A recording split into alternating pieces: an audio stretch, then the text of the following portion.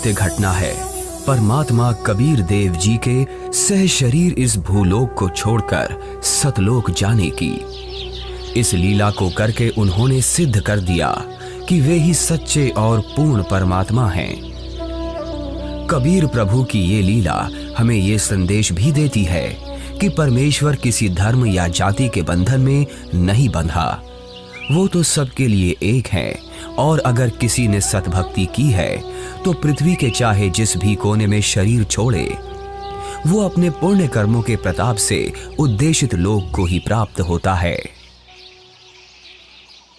ये बात उस समय की है जब ये कहा जाता था कि मगहर में मरने वाला नरक में जाता है और अगले जन्म में उसे गधे के रूप में जन्म लेना पड़ता है। इसके अलावा ये भी कहते हैं कि अगर किसी को मोक्ष चाहिए तो उसे काशी आना चाहिए और वहीं अपने प्राण त्यागने चाहिए, जिस कारण से मोक्ष अभिलाषी वृद्ध लोग अपना अंतिम समय अपने अपने पुरोहितों के घर काशी व्यतीत करने के लिए, निवास करने के लिए आने लगे तथा पुरोहितों को उनके खाने के रुपए तथा पुरोहितों की पूजा अलग से प्रति महीना देने लगे, जिस लालचवश काशी के पंडों ने वृद्धों को अपने अपने घर पेइंग गेस्ट के रूप में रखने लगे। एक एक पुरोहित के घर 10-10 वृद्ध हो गए।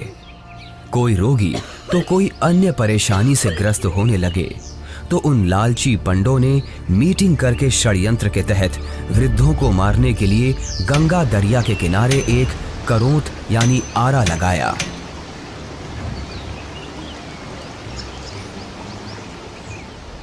भ्रम फैलाया गया कि जो शीघ्र स्वर्ग जाना चाहता है तो इतने रुपए पूजा, जो उस समय की अधिकतम राशि थी, जमा कराओ। श्रद्धालुओं ने वृद्धावस्था के दुख से छुटकारा पाने के लिए तथा स्वर्ग जाने की भावना से वह महंगी फीस भी देने लगे। उन पंडों ने आदमियों का आरे से गर्दन काटने का पाप सिर पर ले लिया। पंडों के षड्यंत्र पर विश्वास करके वृद्ध अपने बेटों से काशी में प्राण त्यागने के लिए आग्रह करने लगे। लेकिन पिताजी, अभी आपकी और माँ की आयु ही क्या है? अभी तो आपको अपने पोतों का ब्याह देखना है, उनकी संतानों को अपनी गोद में खिलाना है। देख बेटा, जिंदगी जीने का लालच तो कभी खत्म नहीं होता, और वैसे भी अपने जीवन में हमने अपनी सारी जिम्मेदारियों को पूरा कर लिया। अब जब भगवान के पास जाना ही है तो देर क्यों करना? हमें काशी में पवित्र करौंत लेने में स्वर्ग की प्राप्ति होगी। लेकिन पिताजी, काशी में लगे उस करौत के नीचे आकर मरना तो आत्मदाह हुआ ना। अगर उस आत्मदाह से ईश्वर मिलते हो तो क्यों ना आत्मदाह किया जाए? और वैसे भी यहाँ मगहर में मरने से तो हमें मोक्ष मिलेगा नहीं।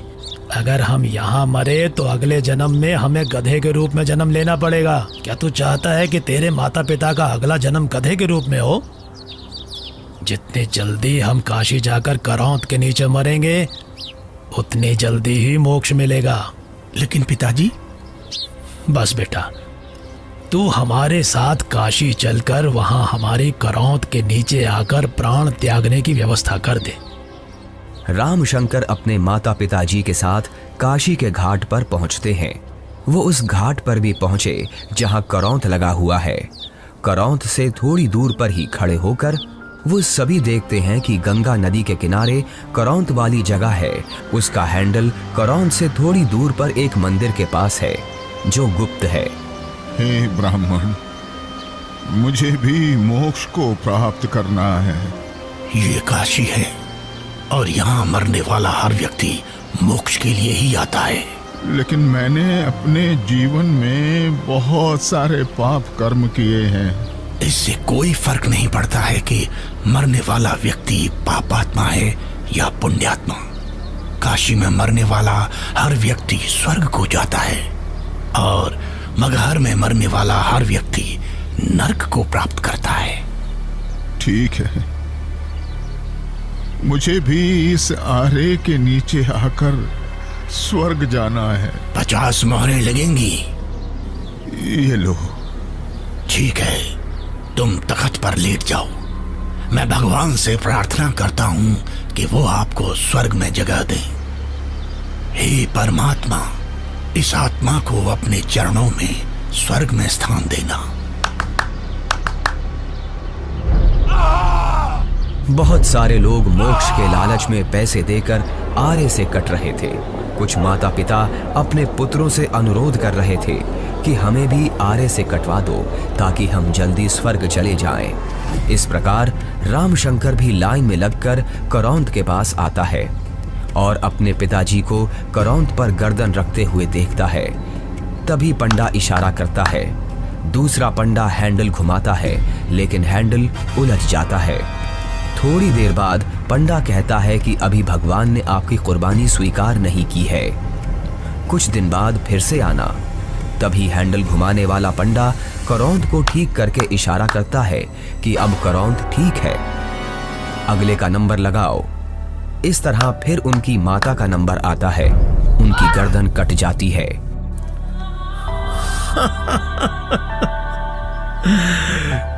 कितना भागा हूं मैं कि भगवान ने मेरी कुर्बानी स्वीकार नहीं की।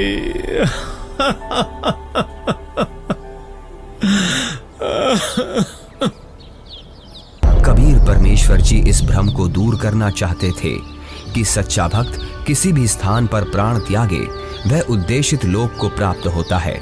सत्य कर्मों पुण्य कर्मों को करने वाला व्यक्ति, सत्य साधना करने वाला व्यक्ति संसार के चाहे जिस कोने में भी शरीर छोड़े और चाहे जैसे छोड़े, वो अपने पुण्य कर्मों के प्रताप से ईश्वर के पास चला जाता है, नरक नहीं जाता। लेकिन दुष्कर्मों को करने वाला इंसान चाहे जहां भी मरे, चाहे काशी हो चाहे मगहर, उसे नरक की ही प्राप्ति होती है। सतलोक को प्राप्त करने के लिए पुण्य कर्म जरूरी हैं, ना कि काशी क्रोध के नीचे मरना। कबीर जी क्षमा कीजिए, लेकिन हम इस बात से सहमत नहीं हैं। ये पुण्य कर्मों को करने वाला व्यक्ति चाहे काशी में मरे या मगहर मरे, उसे स्वर्ग की ही प्राप्ति होगी।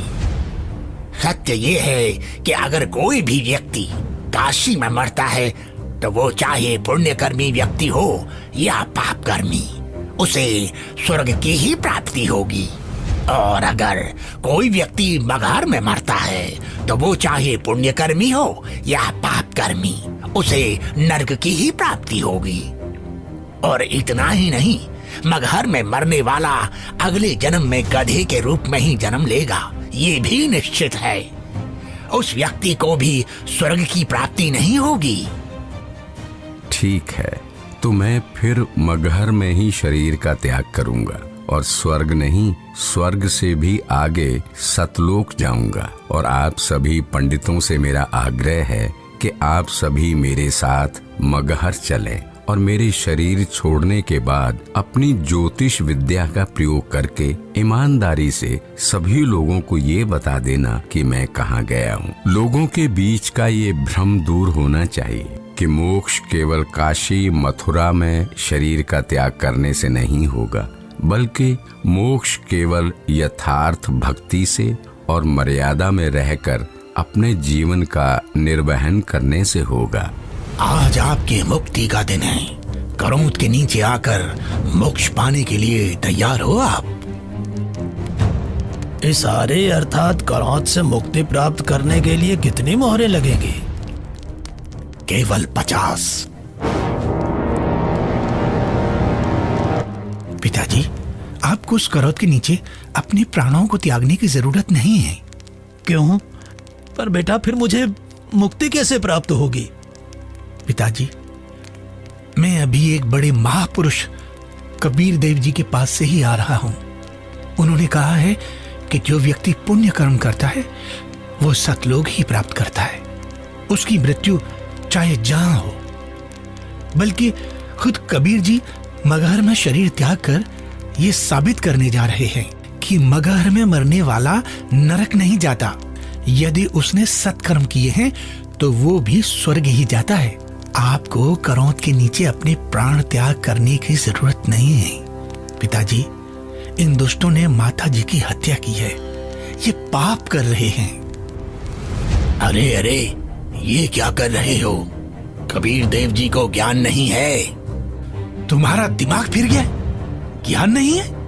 वो तो साक्षात परमात्मा हैं। तो ठीक है, हम भी उनके साथ मगहर चलते हैं और देखते हैं कि उनकी कही गई बातों में कितना सच है और कितना झूठ।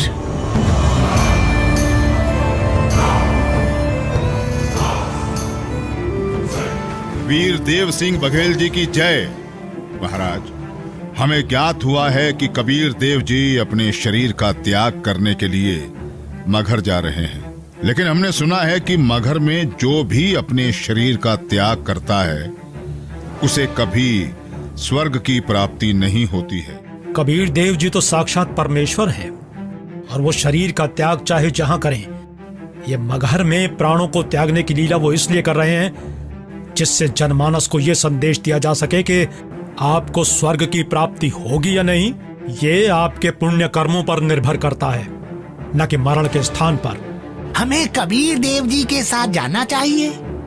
हाँ, हमें सिर्फ जाना ही नहीं है, अपितु कबीर देव जी के शरीर त्याग देने के बाद हमें उनके शरीर की रक्षा भी करनी है, जिससे उनका हिंदू धर्म विधि से अंतिम संस्कार किया जा सके। क्योंकि अगर हमने उनके शरीर की रक्षा नहीं की तो वो मुस्लिम उनके पार्थिव शरीर पर कब्जा करके उन्हें दफना देंगे। परमात्मा कबीर देव जी केवल हम हिंदुओं के भगवान हैं, उन मलेच्छ मुस्लिमों के नहीं। इसलिए हम आपको आदेश देते हैं, तुरंत ही सेना को हमारे साथ चलने को तैयार किया जाए।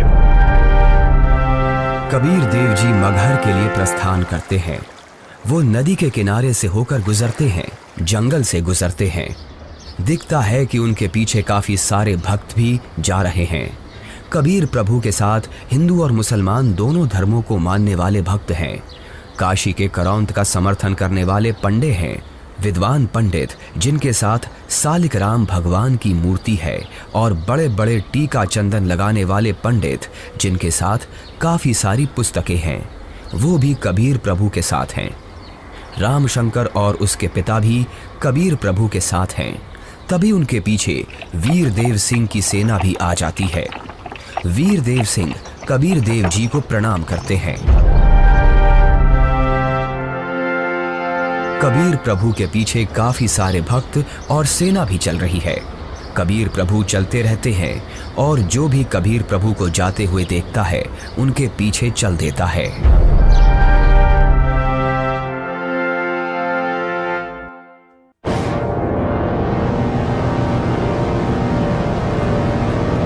सलाम वालेकुम नवाब बिजली खान पठान साहब। वालेकुम अस्सलाम। कहिए, क्या खबर है?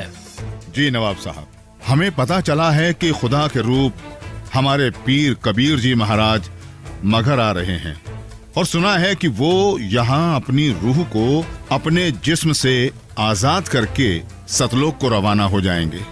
क्या? फिर तो हमें इसी पल कबीर जी के पास पहुंचना होगा, और कबीर जी की रूह के इस दुनिया से जाने के बाद उनके जिस्म को अपने कब्जे में लेकर इस्लाम के रिवाजों से उनके शरीर को धरती में दफन करना चाहिए, और इस बात का भी ख्याल रखना चाहिए कि उनका जिस्म काफिर हिंदुओं के हाथ न लगे। जी नवाब साहब, ऐसा ही होना चाहिए। सेना को हमारे साथ कबीर जी के पास चलने के लिए फौरन तैयार किया जाए, लेकिन कबीर जी को इस बात की अभी भनक न लगे।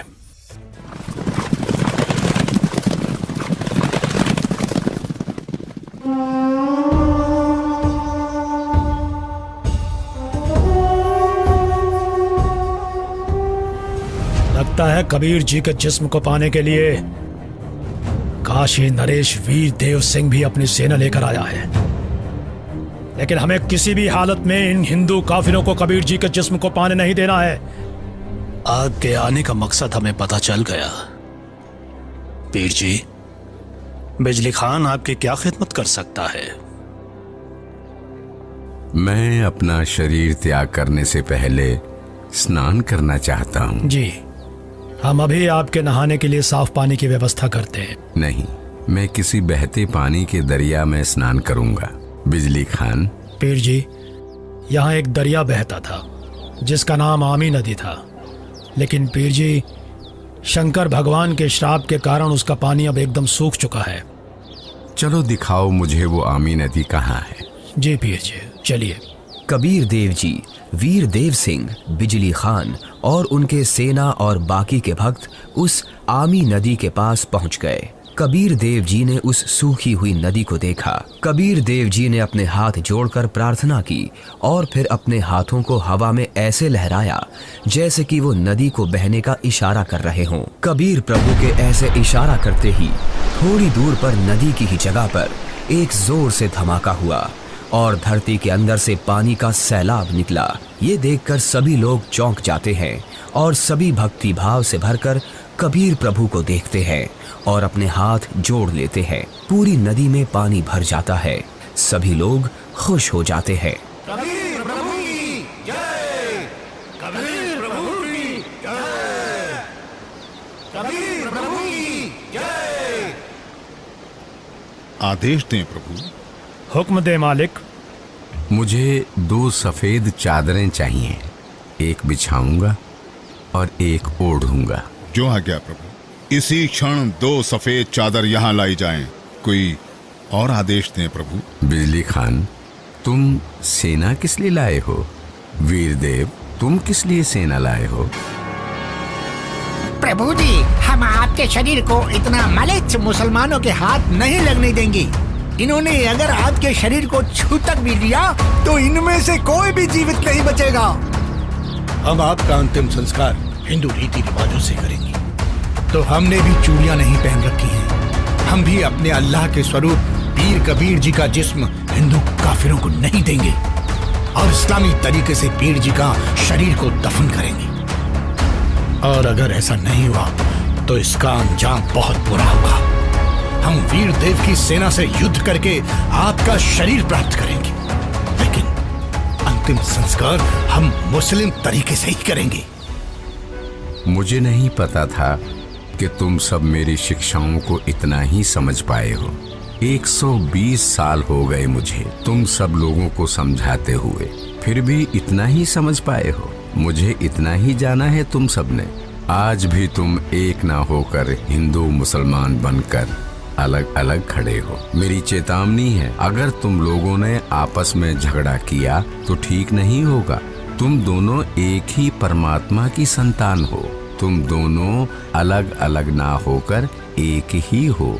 हम सबको एक साथ रहना है। मेरे सतलोक गमन के बाद इन चादरों में तुम्हें मेरा शरीर नहीं मिलेगा। एक चादर तुम हिंदू ले लेना और एक चादर तुम मुसलमान, और इन चादरों में जो भी चीज मिले उसे आपस में आधा आधा बांट लेना। आपस में लड़ाई नहीं करना, नहीं तो गृह युद्ध छिड़ जाएगा। मेरे जाने के बाद आपस में झगड़ना मत, ये मेरा आदेश भी है और विनती भी। कबीर प्रभु का शरीर मैं किसी को नहीं दूंगा। कबीर प्रभु के जिस्म को छोड़ने के बाद मैं इनके शरीर को अपने कब्जे में लेकर ही रहूंगा। अब मैं चलता हूं।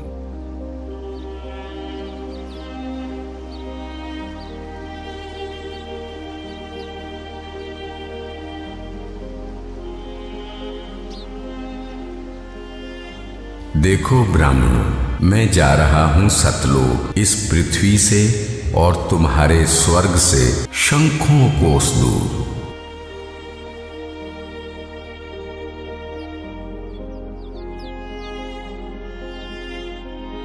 उठा लो पर्दा, इसमें नहीं है मुर्दा, इस चादर को उठाओ। जैसे ही वीर देव और बिजली खान दौड़कर वो चादर उठाते हैं तो कबीर देव जी की जगह उनके ही वजन के बराबर शरीर के आकार के सुगंधित फूल, गुलाब, गेंदा, गुड़हल आदि रखे हुए हैं। ये देखकर सभी लोग चौंक जाते हैं। सभी लोग हाथ जोड़ लेते हैं। अब वीर देव की आंखों से आंसू निकलते हैं। बिजली खान की आंखें भी नम होती हैं। दोनों एक दूसरे को देखते हैं और आपस में एक दूसरे को गले लगाकर रोने लगते हैं। दोनों सेनाओं के सिपाही भी एक दूसरे को देखते हैं। वहां खड़े ब्राह्मण लोगों की भी आंखों से आंसू गिरने लगते हैं। रामशंकर और उसके पिता के भी आंसू गिरते हैं। सभी लोग एक साथ कबीर देव जी के नाम का नारा लगाने लगते हैं। कबीर प्रभु की जय, कबीर प्रभु की जय।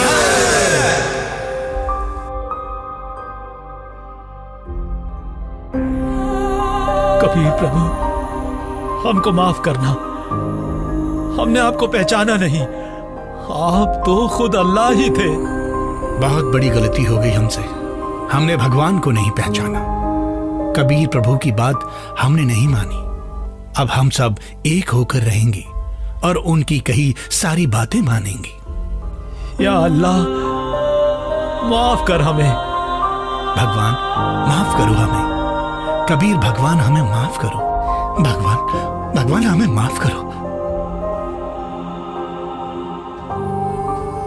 फिर हिंदू और मुसलमानों ने आपस में वो फूल बांट लिए और मगहर में ही कबीर प्रभु की याद में 2 अलग अलग स्थानों का निर्माण किया। और फिर उन्हीं में से कुछ फूल लाकर वीर देव सिंह ने काशी में चौरा का भी कबीर प्रभु जी के स्थान का निर्माण किया। उसे कबीर चौरा नाम से जाना जाता है। वहां पर कबीर पंथ का बहुत बड़ा आश्रम बना है। कबीर प्रभु जी ही सच्चे और पूर्ण परमात्मा हैं, जिन्होंने हम सबको रंग भेद, जाति धर्म भेद आदि के आधार पर ना बंटकर एकजुट रहना सिखाया। परमात्मा एक विशेष जाति या समूह का नहीं होता। परमात्मा तो सबका एक है, जिसका नाम कबीर देव है। परमपिता परमात्मा